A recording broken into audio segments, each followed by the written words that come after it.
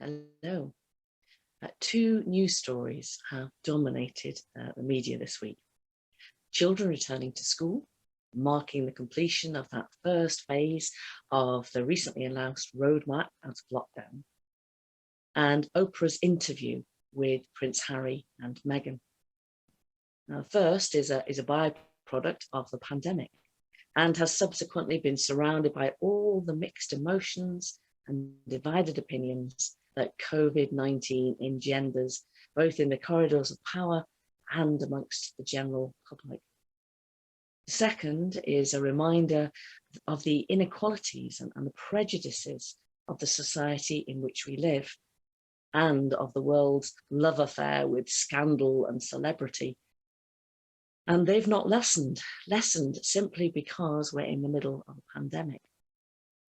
Now, our children returning to school may well have stirred up in you anxieties about safety of children and the safety of staff. And even if you don't have children or grandchildren who are affected by the reopening of the schools, perhaps it's added to the concerns you may already have had about safety and security in general. I'm obeying the rules, but will others? Then again, perhaps you're feeling hopeful for the future, confident that June the 21st will be the light at the end of the tunnel. But at the same time, disappointed or fearful that despite all those positive signs we've seen during lockdown, signs that society has become more caring and compassionate, the reality is that deep down, nothing much has changed. We've all experienced 12 months of turbulence and turmoil. And it's no surprise that many of us are longing to fly away and hide, yearning for stability and a little bit of normality to make sense of life again. As Christians, how do we respond when we are buffeted by a turbulent life? Well, let me read you Psalm 11. In the Lord I take refuge. How then can you say to me, flee like a bird to your mountain? For look, the wicked bend their bows. They set their arrows against the strings to shoot from the shadows at the upright in heart. When the foundations are being destroyed, what can the righteous do? The Lord is in his holy temple. The Lord is on his heavenly throne. He observes everyone on earth. His eyes examine them. The Lord examines the righteous, but the wicked, those who love violence, he hates with a passion. On the wicked he will rain fiery coals and burning sulfur. A scorching wind will be their lot. For the Lord is righteous. He loves justice. The upright will see his face. Now, this is one of the Psalms of David, a man who was no stranger to turbulence in his life.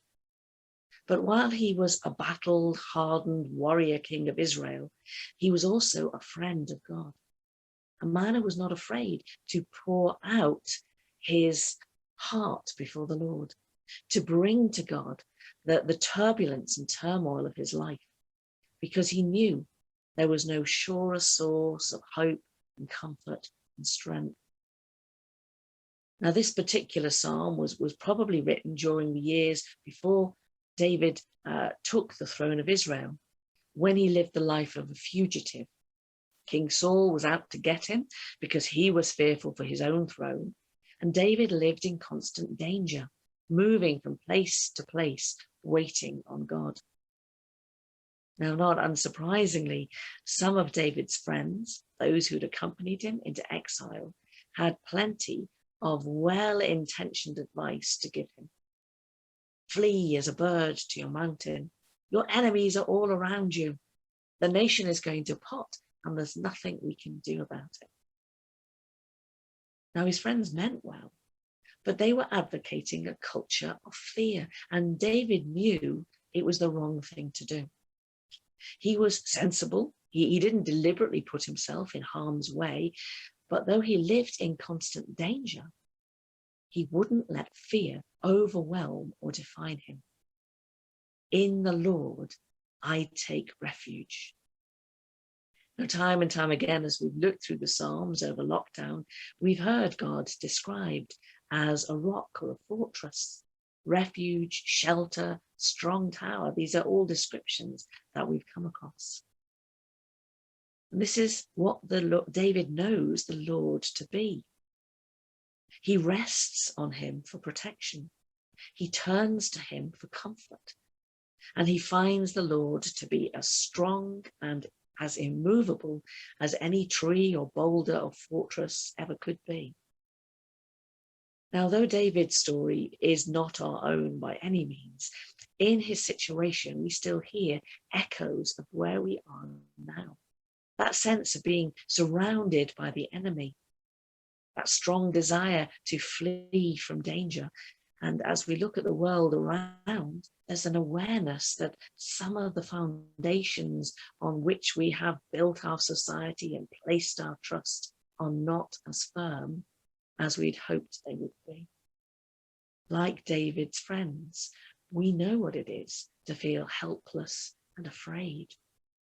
COVID-19 feels like a powerful enemy, constantly mutating, eager to take advantage of every opportunity to get around our defenses, to shoot from the shadows. And the longer the battle rages, the more our foundations are shaken. We face financial instability, threats to our mental and emotional well-being, fear for the future of our children, fear for our nation's economy. And in the world beyond our shores, we've seen attacks on the pillars of our society, challenges to democracy and justice in the US, Myanmar, and elsewhere. Even the life of the church has been attacked. When we're unable to meet together physically for worship, life has become constricted and constrained. Perhaps like David's friends, we might be tempted to ask, when the foundations are being destroyed, what can the righteous do? David has an answer. The Lord is in his holy temple. The Lord is on his heavenly throne.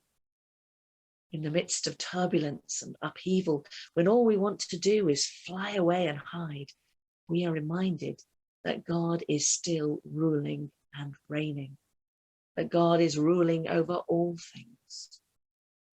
Now, as Christians, we can read the life of David and meet someone who knew what suffering was, who knew grief and hardship and loss, but who went on trusting God all the same. David reminded himself and his friends, God hasn't gone anywhere. We can go to him and meet with him. When we are fearful, our first port of call, like David, should be to come into God's presence, to spend time with him in his word and through prayer. And we have God's assurance that we have his ears at all times, because Jesus Christ stands before the heavenly throne and pleads for his people. When we pray about our problems, the answer of faith assures our hearts. But David offers us further assurance. God is not simply ruling and reigning. He isn't a distant and uninterested monarch. He observes everyone on earth. His eyes examine them. David understood that the crisis that he was going through was a period of testing and discipline, part of the process by which the Lord strengthens and prepares his people. David understood what the writer of the Hebrews in the New Testament also understood, that discipline is actually a sign of the Lord's love. Though it's painful, suffering produces in us a harvest of righteousness and peace for those who have been trained by it. Now, we would all rather be beyond this present crisis, but there is great comfort in knowing not only that God is still in control, but that he is actively working for our good. even in the most difficult of times. His eyes are on the world that he has created, and he is fully engaged with it. But there is one final hope in which David rejoices. For the Lord is righteous. He loves justice. The upright will see his face. However much the enemy throws at us, those who keep their eyes firmly fixed on the Lord will find his face turned towards them. And one day we will see him face to face. With travel restrictions still in place, we can all relate to that longing to see absent family and friends face to face. But this final verse of David's psalm reminds us that the greatest gift God has given to his people is Jesus Christ, the Lord upon his throne, the one who came to this earth, suffered as one of us, died upon the cross for our sake, rose again and returned to glory, so that all who put their trust in him might find refuge in him, not just for this life, but for the next. For God said, "Let light shine out of darkness." He made his light shine in our hearts to give us the light of the knowledge of God's glory displayed in the face of Christ.